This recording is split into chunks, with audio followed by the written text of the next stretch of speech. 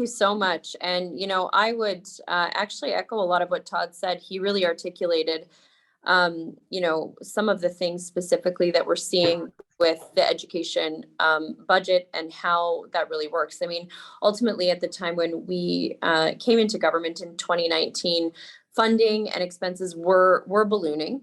And there needed to be some effort to address some of the gaps we were seeing in the system. I do recognize challenges with the weighted moving average, and I certainly have heard that across the province. I know that one of the biggest things that I hear is that it doesn't really address growth. And that's not just in one setting, that's in all. I hear it in charter schools or independent, but also in some of the growing schools in public and Catholic as well, depending on the area. So I think that we need to look for more ways to, yes, have that predictability in the funding and certainty within the system.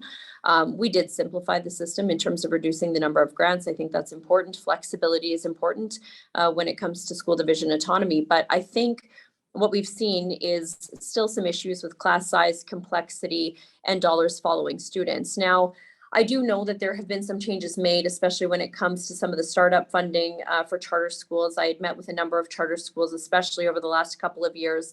And I know some of the significant challenges with capital funding and equitable funding that we've been able to work on and address. I do recognize that choice in education is so important, whether that's independent, charter, private, homeschooling, public, or separate. And I know that we've made that commitment to maintain that system. I think, while I've heard one candidate talk a little bit about a voucher system, and I know some party members have raised that, one of the concerns is that it does oversimplify a complicated system, and we still have to make sure that we're able to meet the unique needs of children who have specific learning needs, whether that be disabilities or complex needs, and also address things like transportation. There really isn't an easy fix. So, I would just say we do have to look at that. I think you're right in identifying the weighted moving average and the importance of funding growth as well.